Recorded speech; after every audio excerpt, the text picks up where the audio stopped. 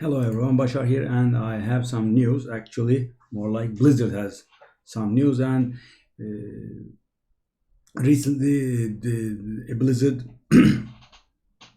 posted a big developer insight post, and they talked about class identities and how the classes should feel, and what should be a class's strengths and what should be a class's weaknesses and what should be a class's limitations, right? I mean, they can do that, but only partly.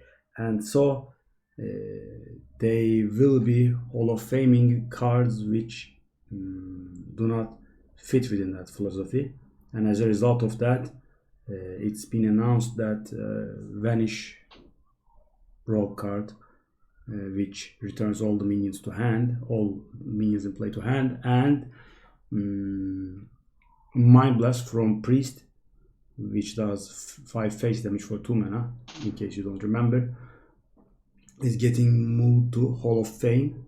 And the class will receive replacement cards instead of those.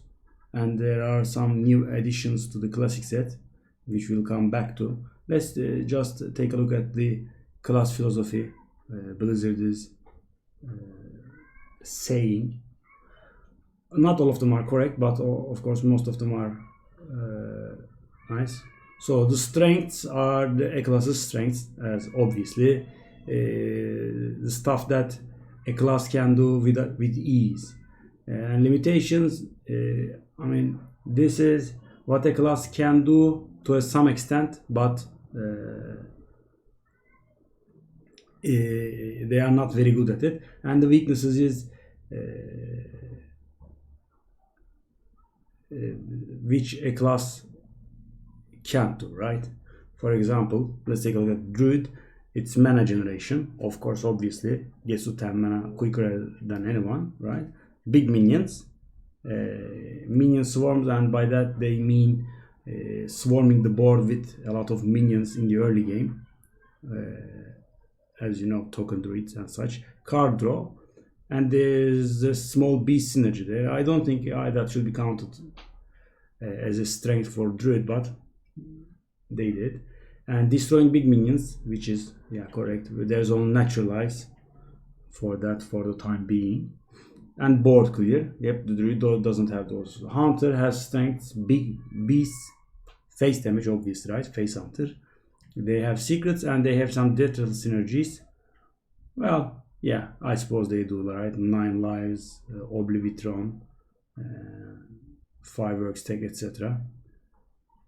Card draw and generation limitations. Well, I do not really wholeheartedly agree with that, because Rise of Shadows changed things a lot, right? We already have Master's Call, which draws 3 cards for 3 mana, which doesn't exist in the game anywhere other than Hunter. And they also now have the Mark Shot, which is insane. You can just keep finding Mark Shots from Mark Shot and generate more value. And there's also the Unleash the Beast. Taunt is a weakness, yeah. I wouldn't object that. And board clear, yeah, well, to some extent, right? I mean, there's the Unleash the Hounds and Timberwolf combo, but it's limited. I agree. Healing is a weakness, yeah. And mage's strengths are big and small spells, yeah, sure. Damage spells, secrets, and board clear. More limitations, minion swarms. I think that should be classified as a weakness, right? I mean, it's not even a limitation. I mean, mage cannot swarm the board with minions. I mean, even the aggressive mage decks tend to play a few minions in the early game and try to get in 10 to 15 minion damage in there and just burn the rest. Weaknesses, healing, taunt, minion buffs. Yeah, I suppose. Well, there is the ice barrier, but yeah, sure. It's not. Well, if you take a look at the wild, there's also a Jaina, right? And it's quite the source of healing, so no wonder it's been in wild, right? But it was played while it lasted.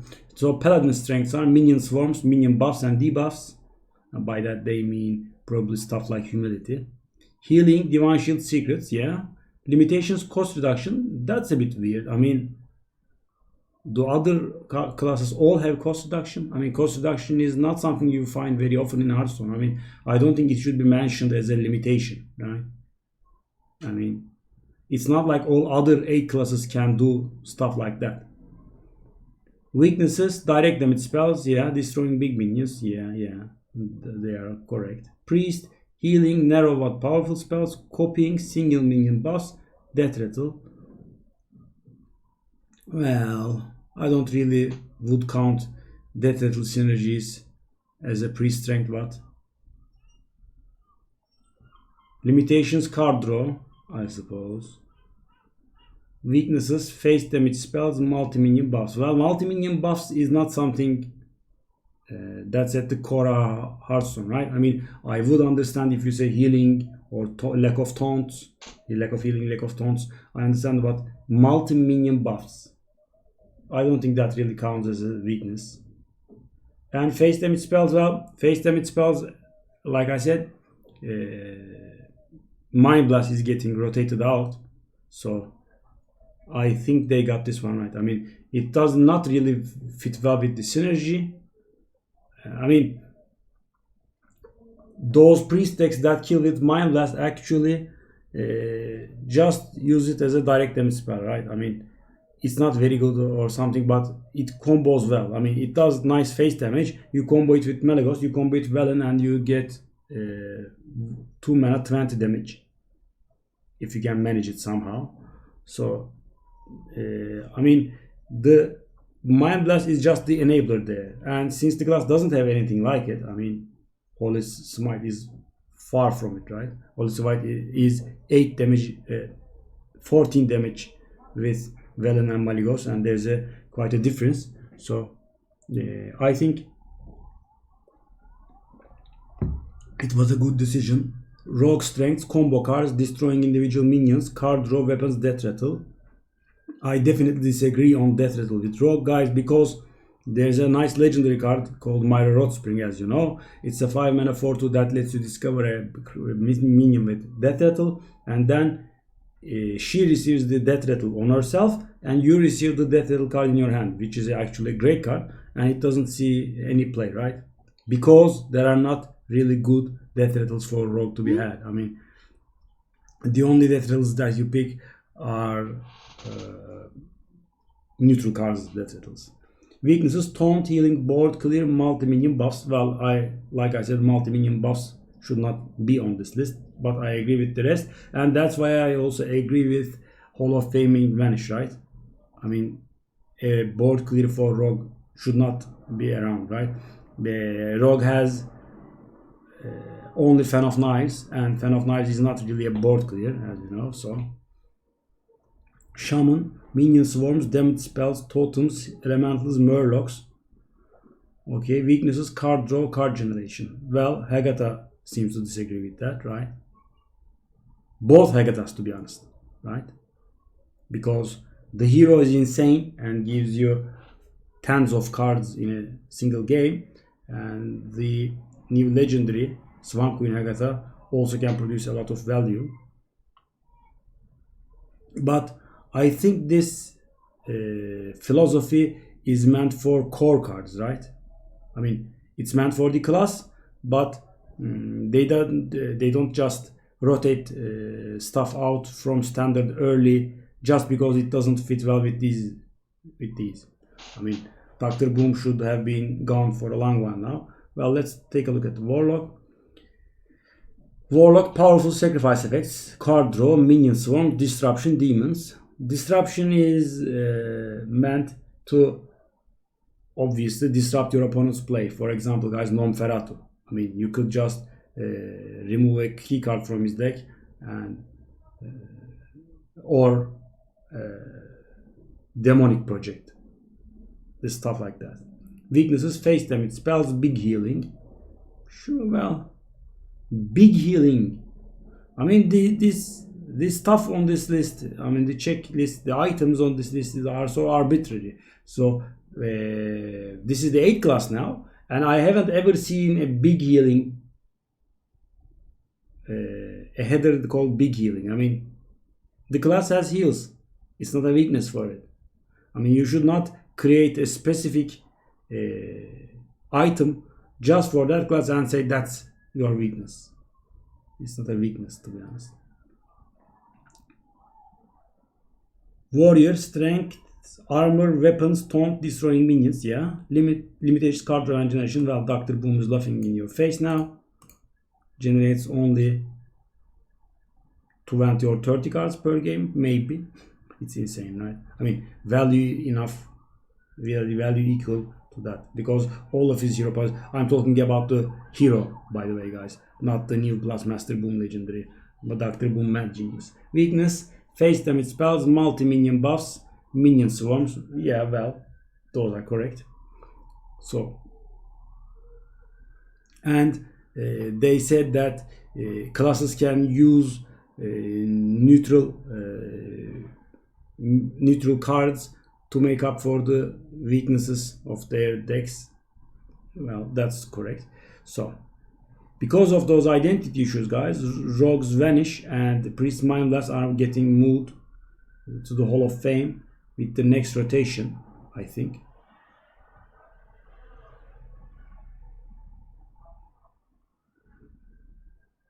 And the cards that will be received instead of them are these: Plague Bringer and Radiance. Plague Bringer is a 4-mana 3/3 that gives a poisonous to a friendly minion, which is very similar to the I couldn't remember the card's name. There was a 3-mana 2/3 that gave that did this same effect, but you needed to combo it, and that was a nice card, guys. So this is pretty great, right? So we basically have one more cost and we receive one more attack, but the requirement to combo is removed. That's quite something, guys. I mean, comboing a 3-mana minion is not very easy, as you know, because I mean you need to have a, for example, if you are the cheapest card in your hand is 3-mana, then you need to have 6 mana to combo it. And sometimes you cannot just play that card first, so things become messy. So this is easy. What was the name of that card? Plague Chemist? No, I just couldn't remember the name. Yeah, well, that's slightly annoying. I'm gonna look it up. Pages, combo, poison.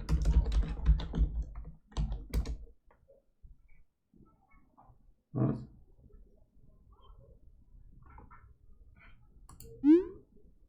Plague Scientist. Yeah. I got it right. Oh, okay. I didn't think I did, but I did. All right. Now, so on top of Plague Scientist, this guy has 1 attack and doesn't need to combo, so it's a nice card. And that Plague Scientist was a nice card as well, guys. When you're comparing cards, always keep in mind that you should think of the power level of the original card that you're comparing to, right? For example, if a card is worse than a mediocre card, then it's bad, right? But if a card is weaker than a top tier card, then it's still good. That's the idea. And I think Plague Bringer should be around the same level of Plague Scientist. Maybe it is slightly better, right? Maybe it might be a tad bit better. So this is a very solid card in Arena when it comes. And Radiance is absolutely horrible, of course, for Arena. 5 health, face heal. It's not even flashy, right? You cannot even heal your minions, or you cannot combo it with Organized Soul Priest. That's the card. Well, this is just a filler, right? It's horrible. Okay, now guys, because of the Hall of Fame cards, the number of cards in standard, in classic, are getting low. So Blizzard is adding new cards to the classic, and this will come before the Hall of Fame rotation. So I think in August we will receive the second set of these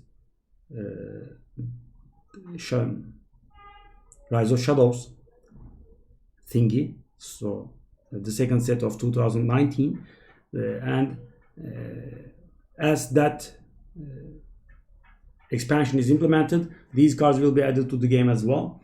So the first one is Siegebreaker, a 5 mana, 7 mana, 5/8 taunt that gives all of our other demons +1 attack. So this card is a slightly unhappy mix of Furious Ettin and Bog Creeper. I think that was the name, yeah. One of those cards is 7 mana 6/8 taunt, and the other one is 7 mana 5/9 taunt. So this has one less attack than the Bog and one less health than the Furious Ettin. And the thing that we receive instead of that is other demons receive +1 attack. Well, in Arena this is of course nothing, right? I mean, very next to nothing. Other demons have +1 attack. I mean, you have like 3 or 4 demons in a Warlock deck anyway, at most. I mean, you cannot just go pick demons because there's some minor synergy to be had. You just have to pick the better card. So there's that. But if you think of a 7 mana 5/8 taunt, like I said, guys, Bog Creeper is top notch, right? 9 out of 10 or something. I mean, its score is around that. And if you Furious Ettin is slightly worse. So this card is worse than those, but not much worse. I should say it's 7 or 6.5 out of 10. That 1 health or 1 attack of course matters. So because like I said, guys, the loss is very real, right? You lose 1 attack from the Bog, or you gain you lose 1 health from the Ettin. But the thing that you gain is the other demons have +1 attack. This will most of the time will provide you with 0 value. So the loss is real and the gain is very surreal. So this card is worse than those. But still, it's an okay card. I mean, it's definitely above average. But you shouldn't pick too many because it's expensive. Keep that in mind. Next up, we have Gift of the Wild. If you have played World of Warcraft, you will remember that Mark of the Wild was the single target buff, and Gift of the Wild was the AoE buff. It buffed your whole party, your raid, etc. And this just does that, right? Mark of the Wild for every minion that you have. So if you think mana wise, guys, you need to have 4 minions on the board. So it could be equivalent to playing 4 Marks of the Wild on 4 minions you have. So then that's decent, right? I mean, 8 cost playing Mark of the Wild for 4 minions.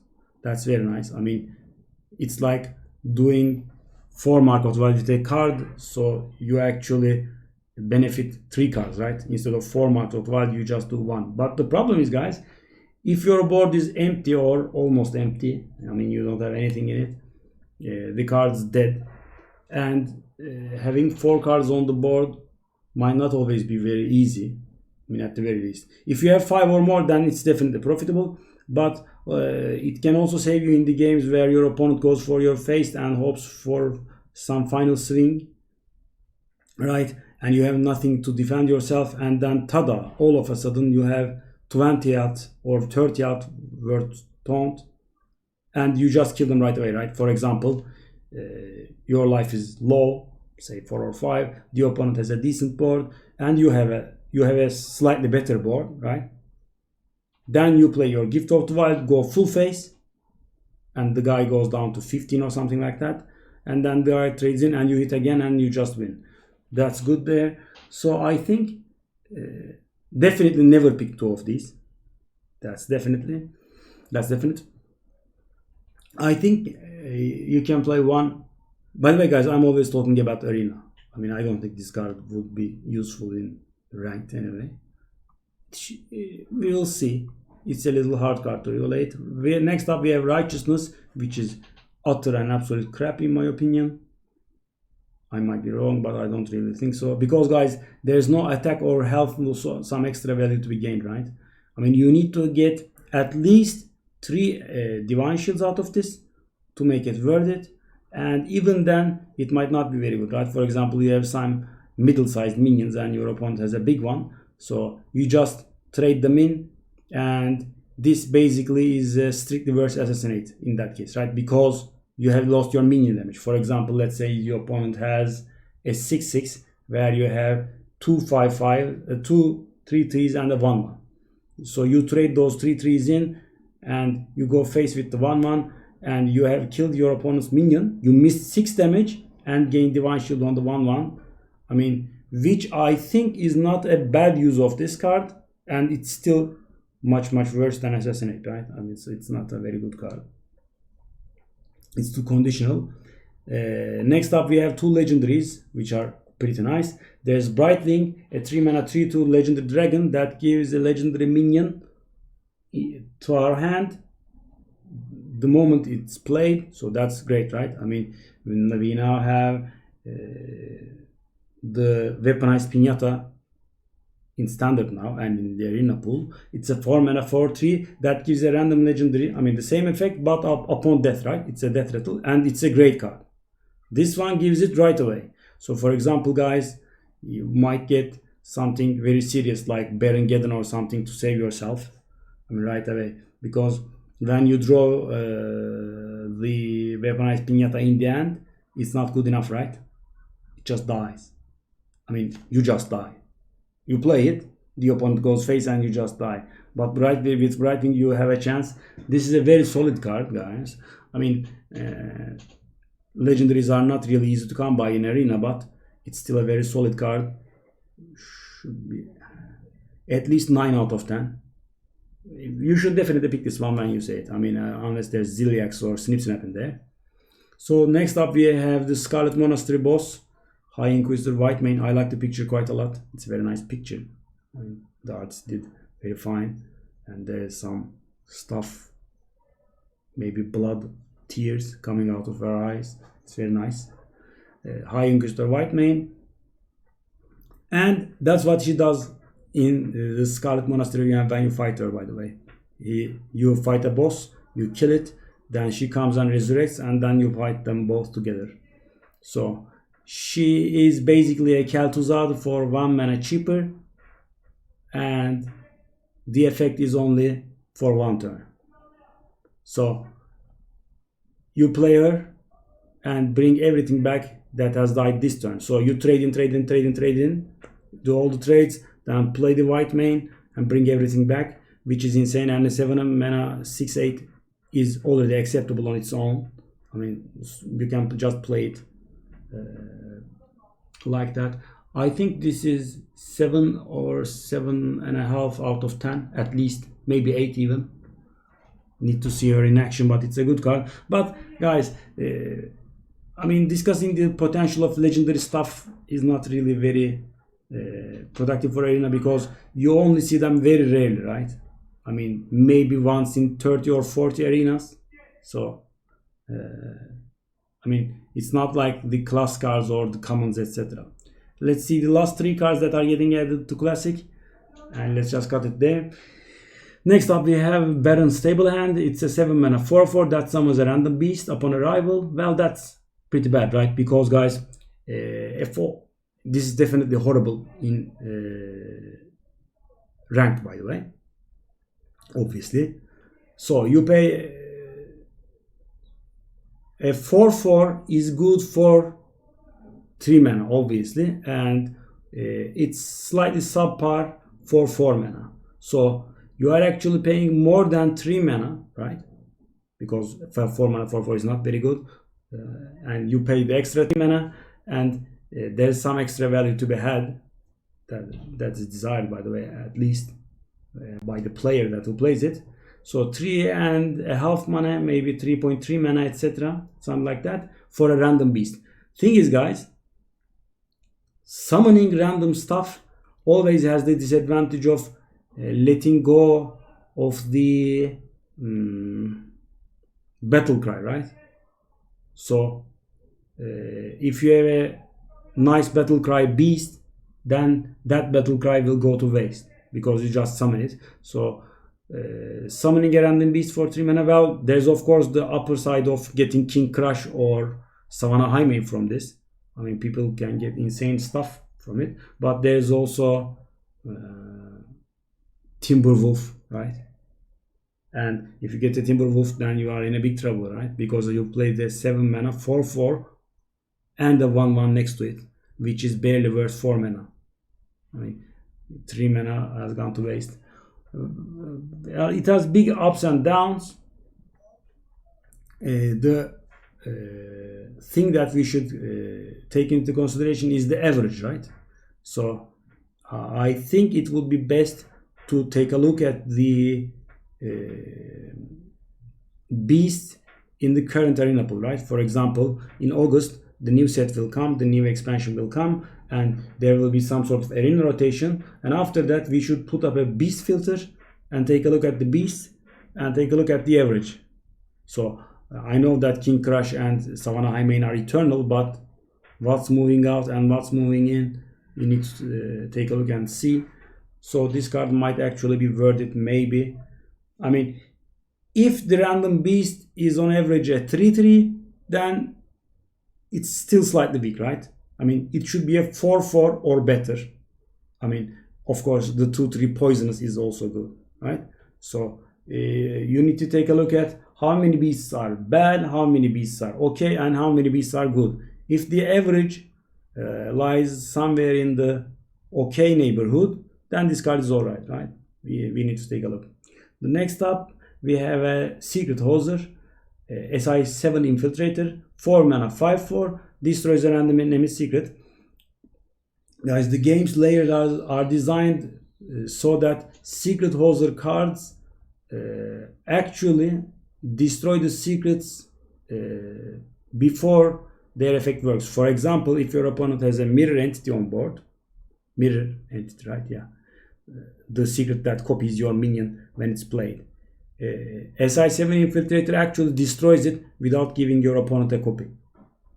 So, or for example, the hunter has a snipe laid down, which will actually kill this infiltrator. When you play it, it just destroys it.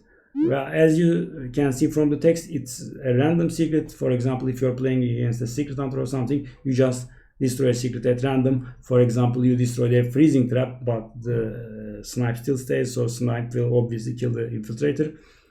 Well, this card is good, guys, right? It's a 4 mana 5/4 already. I mean, it's a decent attack and health combination, and it has some upside, which makes it a pretty nice card. Maybe 6.5 out of 10. Yeah, should be.